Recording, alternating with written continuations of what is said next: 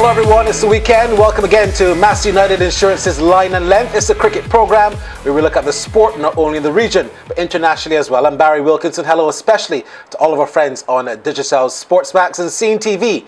Well, it's been an interesting week because the PCL, the WICB PCL tournament has come to a bit of a break. There's going to be about a 6-week break and then they'll start back. We're going to look back at what the first 4 weeks has offered for this professional cricket league. And with us on our show is going to be someone who had an unfortunate incident, Omar Phillips, who got struck in his head. He's going to be here with us, and also the manager of the Barbados Pride team, Hartley, Reid. He's going to stay with us not only to talk about the PCL tournament, but also have a look at what has been happening in West Indies cricket and international cricket as well. Now, a couple of weeks ago, we did a fantastic feature on Malcolm Marshall, looking back at the 15th year of his anniversary since his death.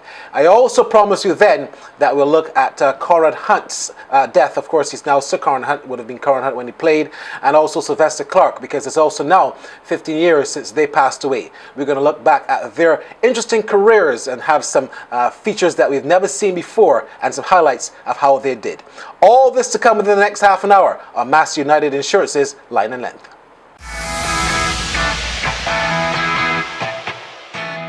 Across the Caribbean, more people are placing their trust in Massey United Insurance for the protection of the things that are important to them, their homes, businesses, and their prized possessions. That's because Massey United Insurance offers excellent general insurance coverage to help you manage whatever life sends your way. Our cadre of well-reputed agencies and trained insurance professionals are always ready to provide you with sound advice and prompt service. Choose the security and sound strength that is Massey United Insurance.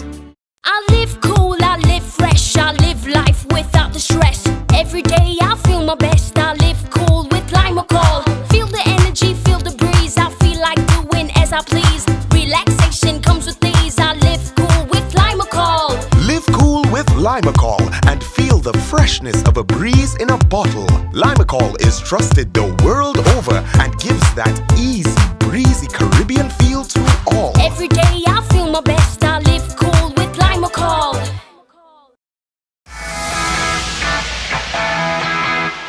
So we're back on the program, and we are so thankful to have Omar Phillips with us, of course, former West Indies player. I say former and put that loosely because he still has a great chance of making the West Indies team again. But he did play for the West Indies back in 2009 when there was that big strike that was going on, May 96, or is it 94, Omar? 94. 94. Almost made a test century on debut, but we haven't seen him playing for the West Indies since. Omar, I say again, good to have you, because what happened in St. Vincent when the West Indies played against the Windward Island Volcanoes was an unfortunate incident. There are many who have heard the story, perhaps in Barbados, but there are some still who have not understood what happened exactly when you were in St. Vincent playing for the Barbados Pride. Tell us what happened. Well, thanks for having me, Barry. It was one of the incidents that was kind of shocking to me. It happened so fast.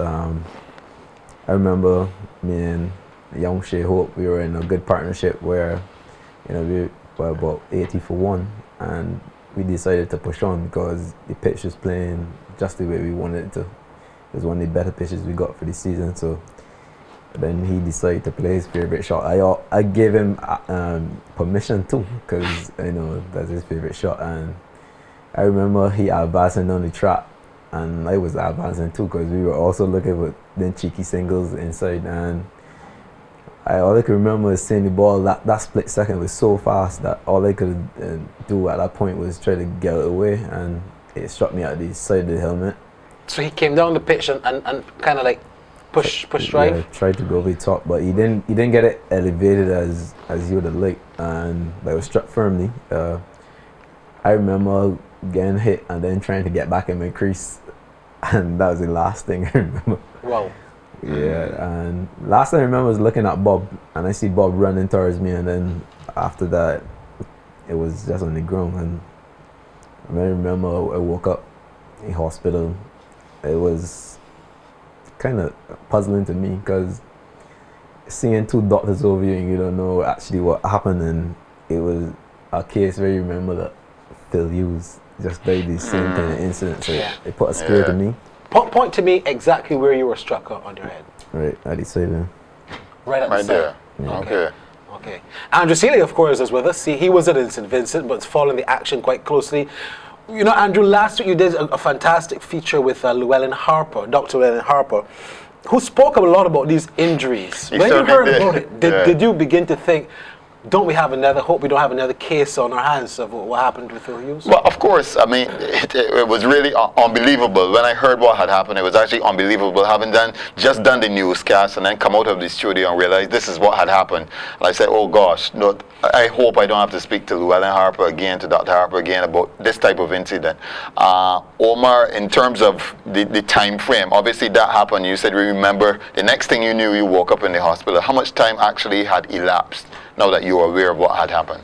Well, in terms of the being unconscious, I remember Jackie telling me I was like down for like 6 minutes before I actually regained myself. So it was kind of well, and I can remember when I got to the hospital, she was trying to you know what I mean, recap what happened, but I wasn't fully there, so it wasn't really clicking to me. So it was a case. My mom, she told me that with Dex Toppin, he was there by my side. He actually ran for the bed, and when he actually told me his story, it was kind of funny. But it was one of those situations I was scared. You being in a strange environment, not knowing what's actually going on around you. You're actually there, but it's in a blur. So it was kind of scary. How are you now? Are you fit again to play cricket anytime soon? Not at the moment. I won't be able to play again until actually released by doctors. So I'm still under the doctor's care. I got a couple more tests to do at the moment because remember with a head injury, you could do a scan first up and it says all clear, and then later down the line, never know, a couple weeks later when it all cools down or what's not, you can always find like blood on the brain, and it's kind of dangerous. So they want to take this process slow. After the incident with Phil Hughes, a lot of doctors won't allow it. So that's where I'm at the moment. This has been a very unlucky season for you because in the third round against Guyana, you were off the field for almost the entire day. You got struck on your I think it was your wrist, your right wrist. You've had some unfortunate blows, quote unquote. You know, how has that hampered your season? Because I know your immediate aim is to get back on the West Indies team. Every sport it got setbacks, so I think this is one of the areas where it will make you come out stronger. It's not the first time I had a couple setbacks, and most of the time it come back stronger. So I relish the opportunity to actually for my return. I'm looking forward to it. It got me more eager now than I was before. So I don't think I don't think the injuries pose that much a threat for me getting back out there as bad as people think. I think once I'm cleared for my fitness or whatever, I'll be able to get back in par and play strong for Barbados. All right, wonderful stuff. There are just actually 6 games left, but the break coming just before Christmas, so it gives you a little chance to wheel and come again as we start 2015. When we come back though, we're going to talk to Hartley Reid about this West Indies Cricket Board Professional League.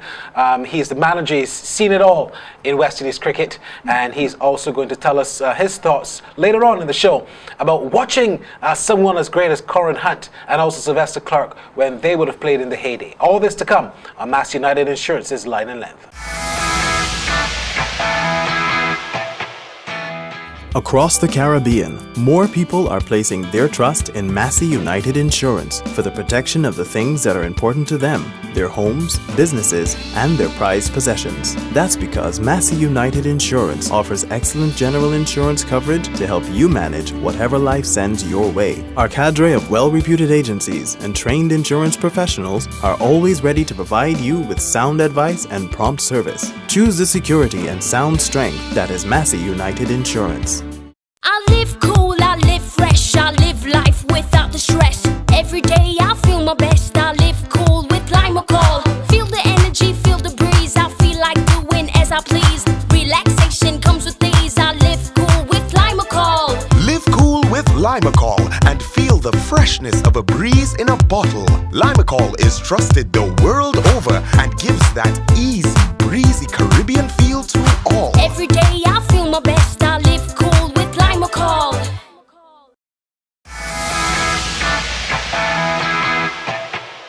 All right, we're back on the program. Good to see that Omar Phillips is alive and kicking. We do wish him a speedy recovery in terms of getting back out onto the field. Well, Hartley Reid, he is a veteran. He's a manager in his third season for Barbados. He's seen it all happen in Barbados and West Indies cricket. It's certainly good to have you. Hartley, I want to say midway, not quite midway season of the WICB PCL tournament, but they are on a break. You know, this is your third season, but you'll be following Barbados cricket for a long time. What is your impression after the early stages of this new professional cricket league in this first year? Thanks, Barry and Andrew. But you know, one has to take it in this perspective. We would prefer if everything were to go perfect at the beginning, but as you say, it starts. So it's going to take what we call this is the teething problems. But having said that, the idea is an excellent one. Okay. We have cricketers who, recognizing the kind of monies that is in cricket nowadays, they want to play cricket. The problem we have at the BCA and the cricketers in general is that if you cannot be given the time to dedicate yourself to cricket, the possibility of not excelling is always there. So with the advent of this professional cricket league, we have a situation where the West Indies Cricket Board are guaranteeing by virtue of contract 15 persons, 13 persons, cricketers who year round can hone their craft, just practice cricket. And for us here in Barbados, we have the Kensington Oval and its facilities. So the cricketers can come and they actually take full use of the facilities. They go every day, Monday to Friday. As long, and because remember that the BCA we also have 3 coaches. We have a director coaching plus 3. So as long as the fellows turn up for cricket, the coaches go and work with them one-on-one and whatever scenarios they need. So for Barbados, it is we most likely would benefit most from this professionally, because not only do we have the cricketers, and I'll take you back a bit, remember that the BCA also had them on contract. Correct. So this is now what has happened now is that the West Indies Cricket Board, you can say, has taken over the BCA's contract. They will pay those senior fellows, and the BCA will then have to look and see if they were going to extend their contract. So in a nutshell, this PCL has come at a very good time, and I can only see it going from strength to strength where the West Indies cricket is concerned. Well, Hartley, you mentioned you're going from strength to strength. There are major concerns in the Caribbean about the standard of West Indies cricket. You have been at the helm now for the past 3 seasons, but you've been following West Indies cricket from way back in the 60s, I would imagine, and maybe even before. How do you see the PCL working towards making the standard of our cricket better? You know, we talk about standards, but like in anything, standards have dropped all over the world in whatever profession. So you have to deal with what you have now. But having said that, the problem with the PCL is that, unfortunately, what the planners of the system had did not materialize, because we all know that the Leeward Islands, and I'll call them because they are the and you ones can that call they them, want and the numbers suggest you should call them. Go ahead.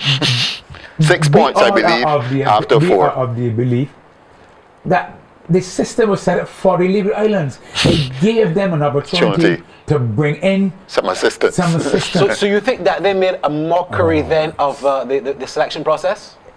But if you of were the franchise if system. you were to listen to the coach and whoever did, he said straight he was not going to turn his back on his people. But I mean, the Leeward Islands I've come across as a free zone or free ticket for every particular team. You know, it's almost like a bonus round. Except Barbados. For some reason, they believe that once they're playing Barbados. But we've had a problem with a guy called Anthony Martin, I think. Yes, but he's been dropped now, actually, Yes, from the so we Liberty. don't have it But I here. suspect He can come play February, for he'll play. be back for Barbados. He can play the pitch. All right, well, we're going to stick with Hartley. We got so much more to discuss. Australia playing against India. Is the bouncer now becoming a soft element in our cricket, and is cricket beginning to get a bit sissy-ish?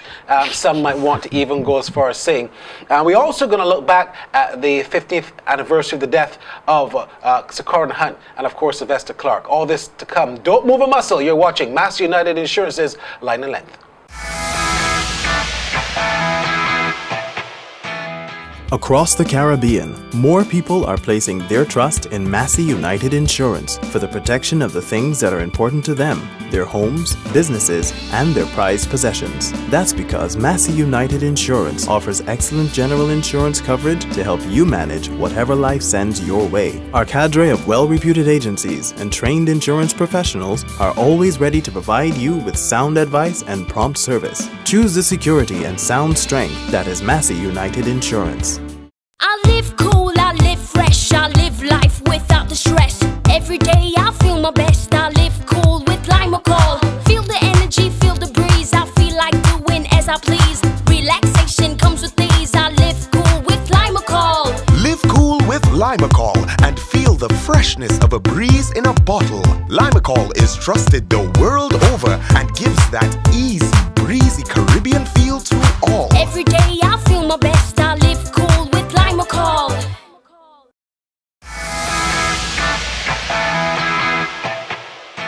So we're back on the show, a wonderful series being played, of course, before the eyes of the people in the Caribbean, right here on Digital Sports Max. It's Australia versus India, and it's not an ordinary series, and I say that because we all know that the Australians are still battling with the death of one of their own, Phil Hughes, about 2 or 3 weeks ago, and they came back out, showed lots of heart in this test match. We want to focus, though, on the bouncer, the short ball that everyone has been talking about, Sean Abbott, who bowled that deadly delivery, quote unquote, went back into cricket, and he bowled some bouncers in a Sheffield Shield match. But you look at this first test, you look at the bouncers being bowled. When Virat Kohli got struck, gentlemen, it seemed like if there was going to be a national emergency all of a sudden in Australia. All the Australians were concerned, the Indian team, the manager, everyone getting up on their feet.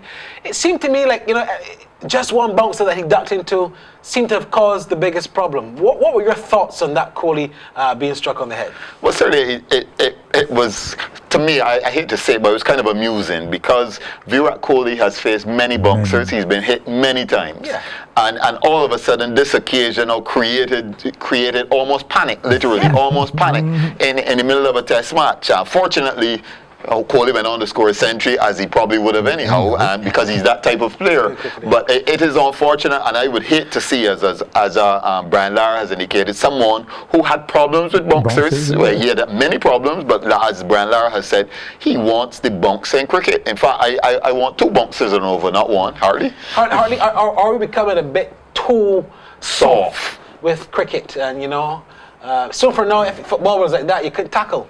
But you see, gentlemen, this is going full circle because remember, we came up in a time when there were unlimited bouncers over. Yeah. You bowl 6. Yeah. Then everybody started getting involved. So the batsmen now get so accustomed now, they're so secure that it's only one short pitch ball. So you come forward. So he comes on his front foot for religiously. Now, with Hughes, it was unfortunate. He missed an entire hook. Yeah, and even with Hughes, we sympathize and we feel very sorry and we extend all the sympathy to his family. But Heads was a freak one. Gentlemen, how many times have bowlers been struck in the back of the net, missing the ball? Yeah. And they just shake it off, get a little water and go again.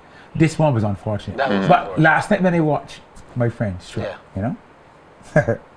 he butt the ball, literally butt the ball. First ball that was up.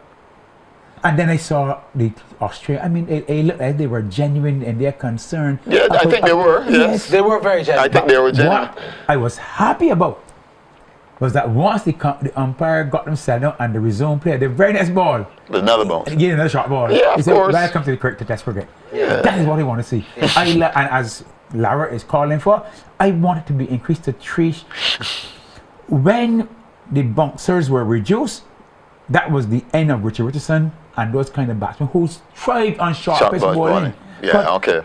Those are easy runs, you know. Easy runs. But so once you cannot, but what has happened with all modern day batsmen, they just cannot hook. Right now, that shot has gone. I'm the manager of the Barbados team, and it frightens me that my batsmen cannot hook. All right. Well, wow, that's an interesting statement.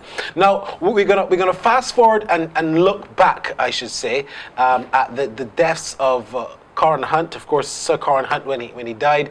When he played cricket for the West Indies, he was a dynamic player. I mean, we spoke about the death of Philip Hughes. It happened in Sydney, Australia. Ironically, his also happened in Sydney as well, back December 3rd, 1999. What were your fond memories of the late now Conrad Hunte? Well, fortunate enough for me, I'm a Bank-Hall born and bred Bank-Hall, and as you know, although Sir Conrad was from St Andrew, he played for Empire. And what I loved about Sir Conrad is that when he was batting, he believed that the first ball of an innings was always a bad ball, and he would score a 4 off of it. He said the bowler is tight, and so he would invariably give you a loose. It's gotta be a loosener. And he capitalized on it all the time. But he has gone down history of having most of the most partners in wrestling history. Because while he was exceptionally good, he had some very mediocre ones to accompany him. Hardy, would you say he is the best opener that the West Indies have had? Well, Gordon Grange is my personal friend, and but don't mind the friendship. The thing is that yes, when it comes to being a pure batsman, Sir Conrad was good. He was exceptionally good. In fact, the footage, we are fortunate enough that I'm sure we can find footage about Sir Conrad to see how he batted.